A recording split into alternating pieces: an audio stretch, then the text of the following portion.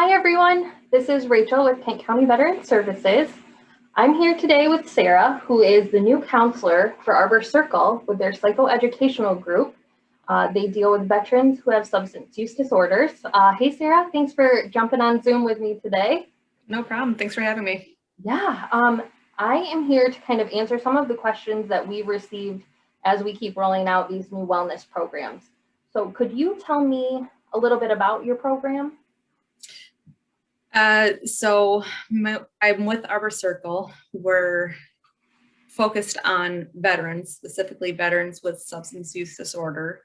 And it's a population that is underserved, but in great need. And so we decided to develop this program where they go through counseling, they have groups, there's other services available so that we can help fill an unmet need. That's awesome. Can you tell me a little bit about yourself and your background? Sure. So my master's is in professional counseling, and I'm currently working on my doctorate of clinical psychology. Wow. Yeah. And I have had the opportunity when I was going through my master's to go through several trainings with the military, being the only civilian allowed to participate in some of the trainings. Wow. Yeah, one of them was suicide prevention one. So I got to actually do a lot of work with the people in the military who would be providing those critical services. Wow, that's incredible. Yeah, it was fun and very entertaining being the only civilian involved. Yeah. I have several certifications working with vets. One of them is an addiction certification. I have one with the Veterans Treatment Court. Psych Armor has one, and it's for healthcare professionals. And then Star Behavioral Health has one, and I'm a tier one provider. Okay. Wow. That is a lot of credentials. Yeah. Speaking of the curriculum that you were saying you had put together, can you tell us a little bit about that? It's really hard to describe specifically what the curriculum looks like because it's going to be tailored for each individual. So it's not a cookie cutter like everybody would expect when it comes to a lot of therapies or programs. It's very individualized. So where one person might have trauma from the military, another person might have trauma from childhood. Okay. But all of it has led to a substance use disorder. And so we have to work on treating what caused what. And so it's not going to be cookie cutter. So each veteran that goes through the program is going to experience it a little differently. Yes, very differently. Yeah. Okay. Can you tell us, speaking of the curriculum, what is the eligibility requirements for this program? They just need to be a veteran, and discharge does not matter. So if they were dishonorably, either honorably or honorably discharged, they'll all qualify for the program. Wow. Okay. So you don't need an honorable discharge. You just need to be a veteran and then a Kent County resident. Yes. Those are the only two things. Okay. Yeah. Can you tell us about how wellness activities kind of count towards treatment? There's several different extracurricular activities,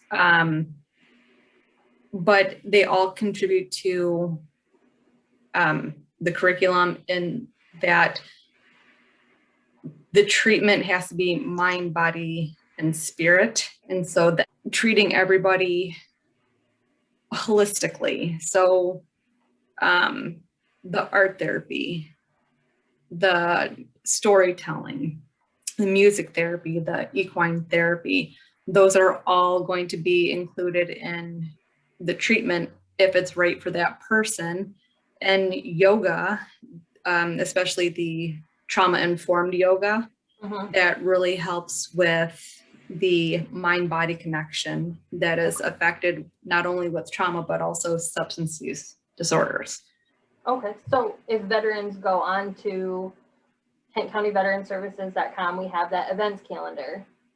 They can kind of go through and see if that would fit their journey through the program. Yes. Okay. Okay. Moving on, what if, and this is obviously, hypothetical, I know the program's just getting started, but what if someone is pretty much struggling strictly with mental health? I know your focus is substance use disorder. What would happen then? If they don't have a substance use issue, then I refer them over to Carlos over with the VA. Okay, at the vet center here in Grand Rapids? Mm-hmm. Okay, all right. Is there specific time length that each program runs through? No, because it's very specific for each client. So It just depends on how quickly they progress. Generally, we would try to work through things as quickly as possible, but as you know, stuff comes up. Sure. Where life happens, right?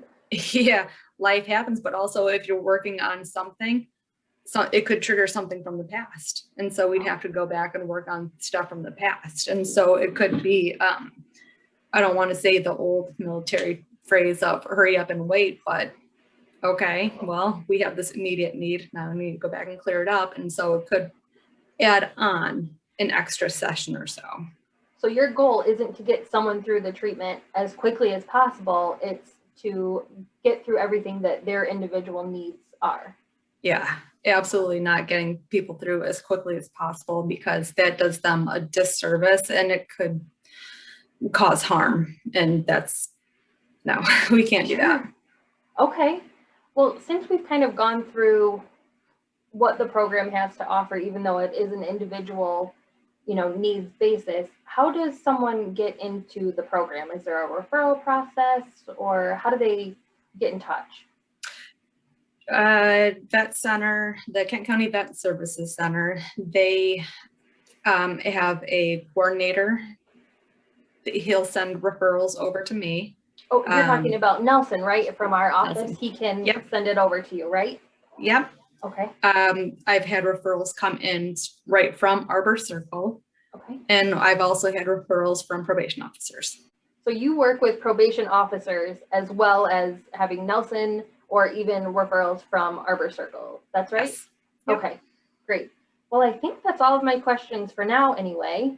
Thank you for taking a few minutes out of your day to talk to me and kind of answer some of the questions that I've been having. No problem, anytime. Great. Have a good day. You too, thanks.